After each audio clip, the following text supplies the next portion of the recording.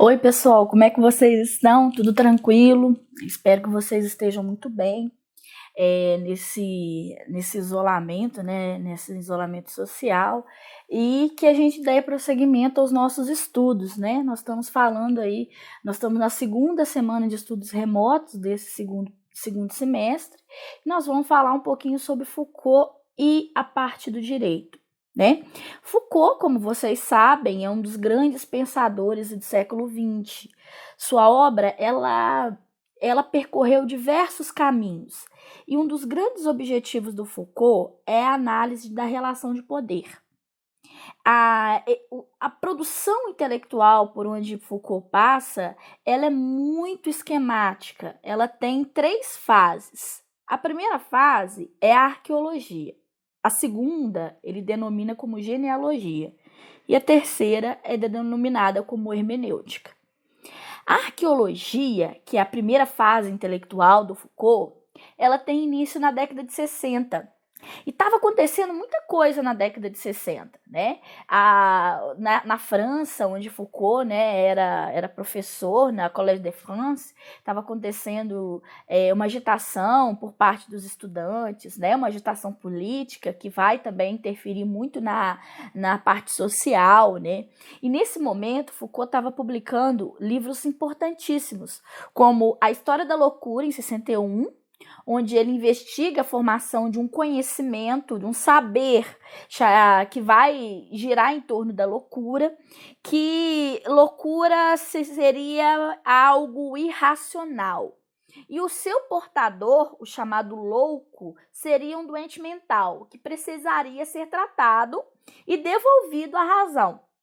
No caso, se fizesse castigos, punições, mas ele teria que ser, de certa forma, educado, reeducado para trazer a normalidade da razão. Né? Então, assim, os tratamentos exercidos, principalmente no início do século XX, né, com os loucos, eram tratamentos cruéis, né? Era banho de água gelada, era choque elétrico. Para quê?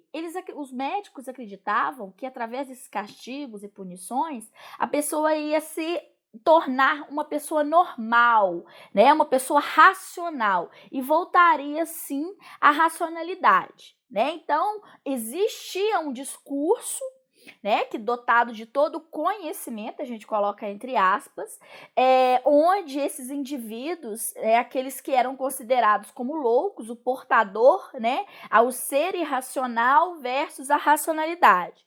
Então, esse livro, História da Loucura, é um livro importante, que ele vai traçar todo o desenvolvimento do conhecimento médico sobre a loucura, né?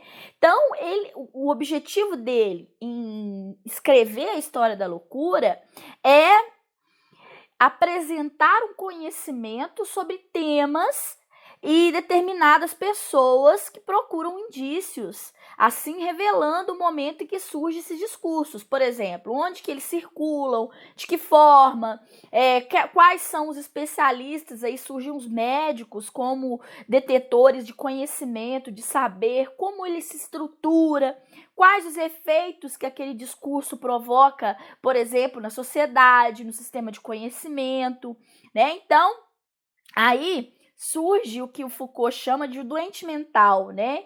E aí criam-se instituições onde esses doentes mentais vão, né, e que serão tratados. Então, como que o Foucault chega a essa ideia? Ele reconstitui todos os fragmentos do conhecimento médico, textos, né? Ele analisa esses textos e o trabalho dele nesse momento é muito associado ao arqueólogo. Por isso a questão da arqueologia, né? Porque ele vai, através desses discursos, desses fragmentos, desses textos, ele vai reconstruir as características de uma civilização, né, através de vestígios deixados pela humanidade, por exemplo, aquele grupo de médicos que viveu toda essa construção da questão da loucura, né? Então ele vai reconstituindo tudo isso. O Foucault, ele trabalha com outros livros, né? Por exemplo, Nascimento da Clínica, A Palavra e as Coisas, e o próprio livro Arqueologia do Conhecimento, ou Arqueologia do Saber, né? Le mot et las coisas, né? As palavras e as coisas. E aí ele passa para a ideia do estudo efetivo do conhecimento, ou seja, aquele conhecimento que vai circulando em determinados meios científicos.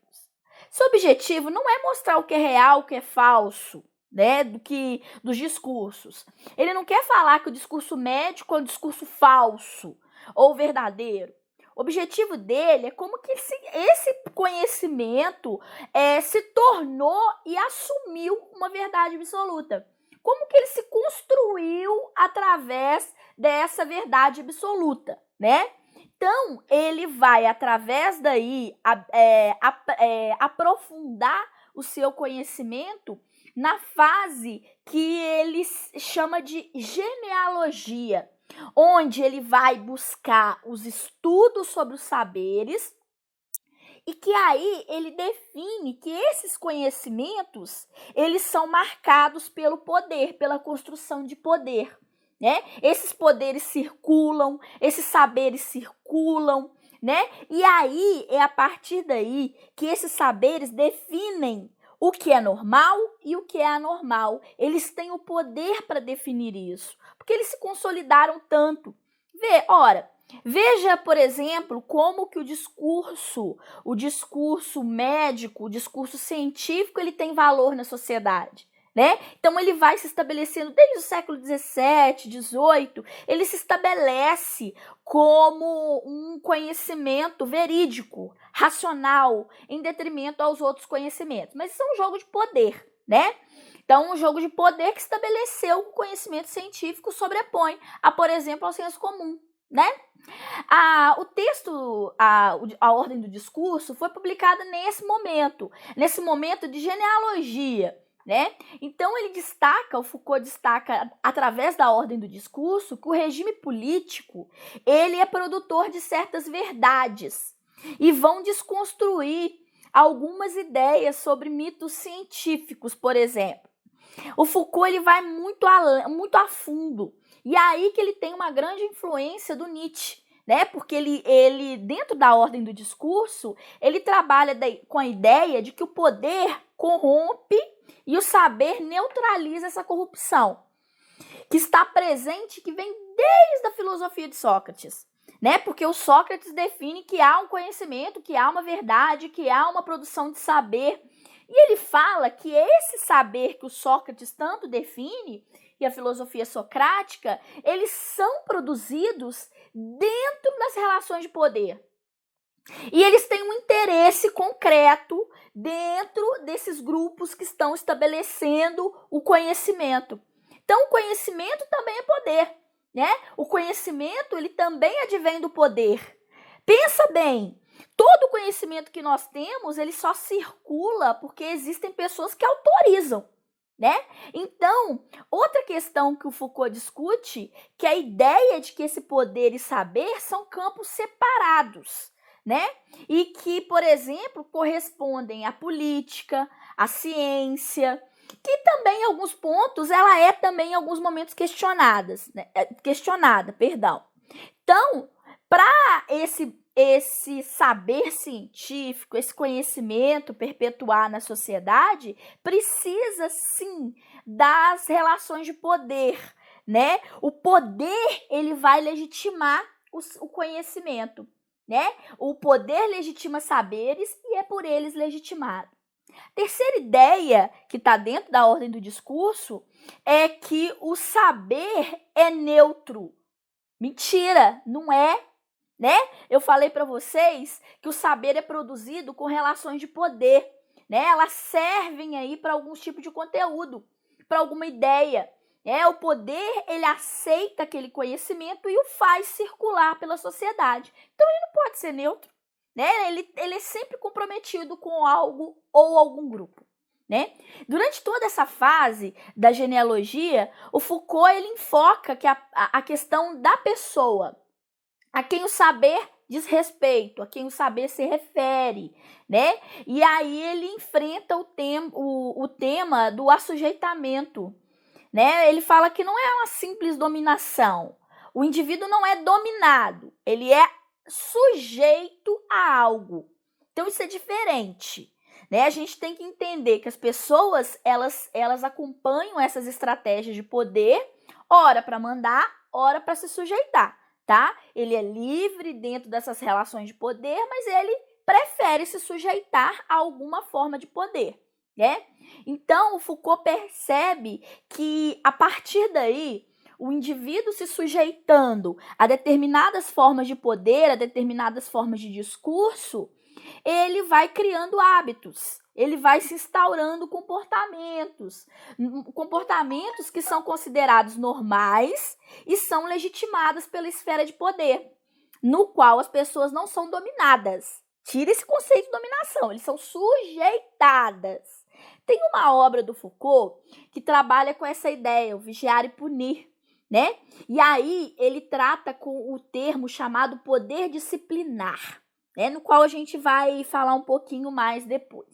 A terceira fase, né, no qual o Foucault ele tem, né, a terceira fase Foucaultiana, né, onde a obra do Foucault é construída, é a chamada hermenêutica. A obra principal da fase da hermenêutica de Foucault é a chamada História da Sexualidade, onde ele não terminou, né? Ele morreu em 84 e essa obra foi entre a década de 70 e 80.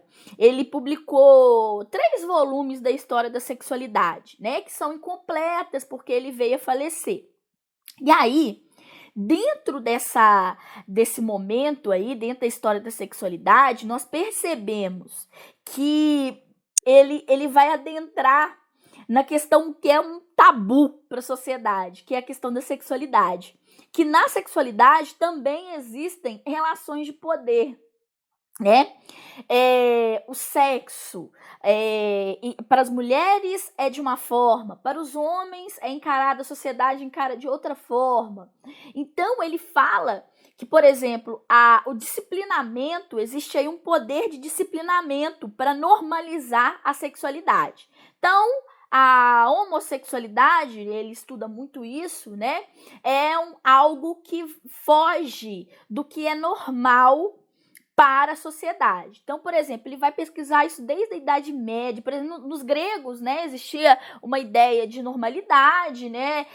A questão do sexo era encarada, sexo com enfim, o homossexualismo, ele era encarado de uma forma bem clara, né? Por esse motivo não existia esse conceito naquela época, né? Era uma coisa extremamente normalizada. Só que depois, na Idade Média, aquilo acaba se tornando um crime, né? Então ele vai mostrar que, conforme o tempo vai passando, as sociedades vão se construindo, até a própria ideia de sexo, ela vai mudando também, né? Depende das relações de poder que estão intrínsecas ali. Então, por exemplo, Idade Média, a Igreja Católica era que dominava, então ela tinha um discurso sobre a questão do sexo. Sexo somente para gerar descendentes férteis. Gerar descendentes, perdão. Então, o sexo era tratado como um tabu, né? E aí existia certos discursos para poder disciplinar. E aí vem a mulher pura, né? E aí eles vão recuperar até na Bíblia, né, Maria, como símbolo da pureza, uma mulher que teve um filho sem ter relações sexuais, né? Então eles produzem essa normalização, né? A igreja vai produzir isso, enquanto o sexo se torna algo extremamente mundano, né? E aí ele vai... Como que o indivíduo se sujeita aos desejos, né? Cada sociedade vai ter a sua forma, a sua conduta, conforme as relações do poder vão se construindo, né? Então aí ele fala que essa fase, essa análise das relações éticas entre os indivíduos, nasce aí no cerne de formas de conhecimento, institui padrões normais, né? O que é certo, o que é errado, de subjetividade. Então, Foucault, a partir daí, da história da sexualidade, ele vai passar a investigar também a análise das relações do indivíduo para consigo. Porque, assim, vamos lá, vamos dar o exemplo da Idade Média, por exemplo, né, que eu falei para vocês. O sexo se torna um tabu tão grande, tão forte, que você, com você mesmo, né, não é com o outro, você começa a tolir certos hábitos sexuais, né? Por exemplo, questão da masturbação. Existem muitos escritos na Idade Média que o ato de masturbar-se, né, de ter prazer por si mesmo, seria um pecado. Então, a sociedade da época do período medieval, ela deixava claro que a masturbação, ela era algo que infringia o pecado. Então, as pessoas eram punidas por se masturbar, né, por ter, assim, e aí se tornou um tabu para a sociedade. Até hoje, né? Aí, assim, mais pelas mulheres, né? E aí, aquilo se torna não só de fora para dentro, como de dentro para fora. O indivíduo, ele vai internalizar isso, né? Aí vem a análise do sujeito, que ele passa a seguir a consciência dele passa a seguir essas ordens dessas relações que advêm das relações de poder, né? Então, você tem aí, você se conforma, aqueles que resistem são punidos, né? No caso, na Idade Média, eram punidos com a prisão, ou então com a fogueira, né? Então, é essa a grande questão. Aí vocês me perguntam, tá bom, e a relação do Foucault com o direito? Né, que é muito importante. O Foucault, ele pesquisou muito, por exemplo, a construção inquisitorial, a produção inquisitorial da verdade, e ele relacionou que o discurso jurídico, ele nasce dentro dessa perspectiva, né, com a formação do processo moderno, século XVIII, pós-Revolução Francesa, foram criados vários instituições, várias instituições que vão construir esse mundo moderno, levando em consideração a perspectiva jurídica, e não mais um Estado centralizado com uma estrutura de poder focada no rei, né?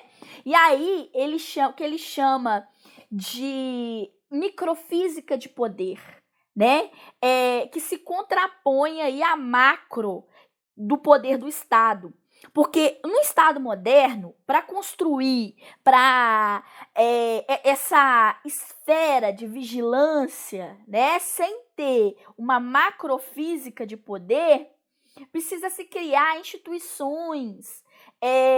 O poder soberano, ele tem que, mesmo não tendo tanto poder aparente, mas ele tem, dentro dessas táticas, dessas estratégias, dentro das técnicas de poder, ele ainda está na mão do Estado, né? Através do quê? Do sistema jurídico, da polícia, do exército. Então, esse macropoder, que antes era o rei, ele se transformou em vários micropoderes, onde o Estado soberano, né, poderoso, ele se constrói. Então, o direito, ele se constrói no mundo moderno através dessa microfísica de poder, que vai, de certa forma, elaborar táticas, estratégias, técnicas de poder que vão desde o consciente do indivíduo, né? Não matar, não roubar, não pecar, desde a questão da lei que pune caso aquele indivíduo queira resistir à microfísica do poder. Esse livro, Vigiar e Punir, é o ótimo, é o melhor para que o aluno do direito. Ele foi publicado na década de 70, em 75, e o Foucault percebeu, estudando toda a parte jurídica, que o poder do soberano, ele exerce até nos corpos, por exemplo, dos criminosos, né? Os criminosos, aqueles que são tirados da própria organização social e colocados em prisões, né, o Estado ele vai punir esses presos, né, esses criminosos com torturas, execuções públicas, né? O rei era ótimo para fazer isso, né? E aí ele se torna disciplinar. Aí ele exerce esses suplícios, essas torturas, essas execuções públicas, né, que ainda existem até hoje, né? A gente já tem uma discussão muito forte sobre a questão da pena de morte, por exemplo, né, que se torna aí um suplício, uma execução pública, né, que são mecanismos para exercício de poder. Né, surgindo aí uma tecnologia de controle discreta, bem calculada, né, que não vai atingir apenas o corpo do indivíduo, mas sim todo o contexto. Inclusive, podemos falar de alma, né, a alma do indivíduo. E aí ele passa a disciplinar a sociedade, né? Então, nas prisões, isso era muito comum. E também nas fábricas, né? Nós estamos falando também do século XVIII, sociedade industrial tá aí, tá? E ele tem um capítulo no Vigiar e Punir que fala que também as fábricas eram um ambiente de grande espaço para disciplinarização dos corpos, né? De punição, disciplinarização de corpos, né? Então aí ele mostra que existe um Estado que emana não só um poder macro, mas um poder micro, né, que vai punir os indivíduos desviantes, né, e vai fragmentar esse poder, transformando assim o que ele chama de corpos dóceis, para evitar o crime ou qualquer tipo de coisa que eles acham anormal. E essas técnicas vão se espalhar por todo o espaço social, através do adestramento e da domesticação das pessoas. Né? Então, assim, desde falar na escola, né, como é que tem que tratar o corpo, o que tem que ser estudado, né? Então, o corpo, né, o indivíduo, ele se torna aí um ambiente, um espaço também para disciplinarização, tá? Então, ele vai trabalhar isso, né, a questão do controle, do que o indivíduo precisa conhecer, aprender, né, ele é bem selecionado, e aí essas técnicas, elas vão aparecer também na distribuição dos criminosos por cela, por exemplo, de acordo com a periculosidade, por exemplo, estupradores ficam ali, né? Porque não pode se envolver com os outros, assassinos ali. Então, eles têm. E também na distribuição da indústria. Ele compara muito as celas, as prisões com a fábrica, né? Como ambientes disciplinarizadores, né? Então, a fábrica também tem, entrada, saída, a forma de se comportar, a vestimenta, o uniforme, é uma disciplinarização dos corpos também, né? Então, você tem uma observação dentro da fábrica, como dentro da prisão, você tem uma observação hierárquica, né? O poder aí dos grandes, dos caras que vigiam as celas, que tem o poder. Então, também o papel daquele cara que vigia os trabalhadores lá durante a construção do trabalho, né? Então, você tem uma observação hierárquica. Em todos os momentos as pessoas estão sendo observadas, né? Lembra do panótipo. E aí é a questão desse procedimento avaliativo, né? E aí tudo isso constrói e transforma o indivíduo.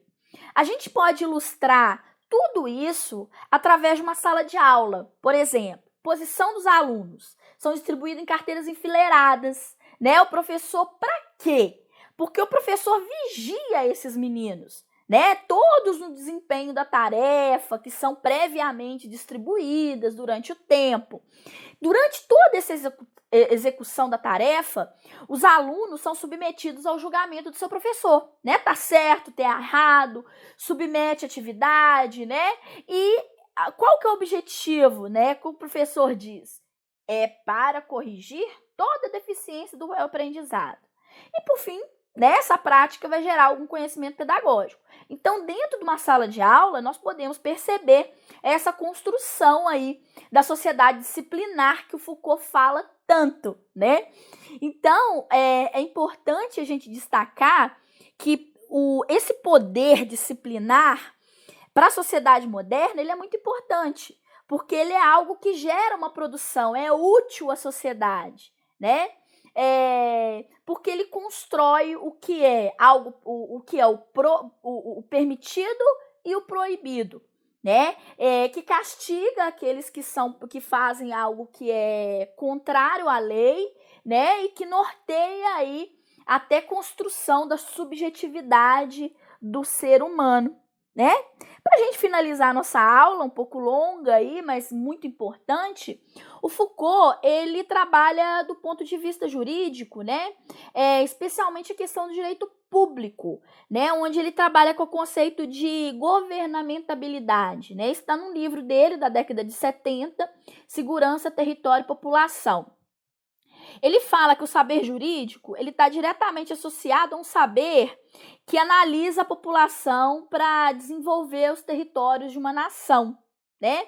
Então, assim, a sociedade, toda a parte cultural, ela é construída para afirmação de uma construção territorial de uma nação que está sendo gestada, né? Então, ele fala sobre essa questão que a nação, ela produz um sistema de conhecimentos que nos fazem reconhecer como tal, tá?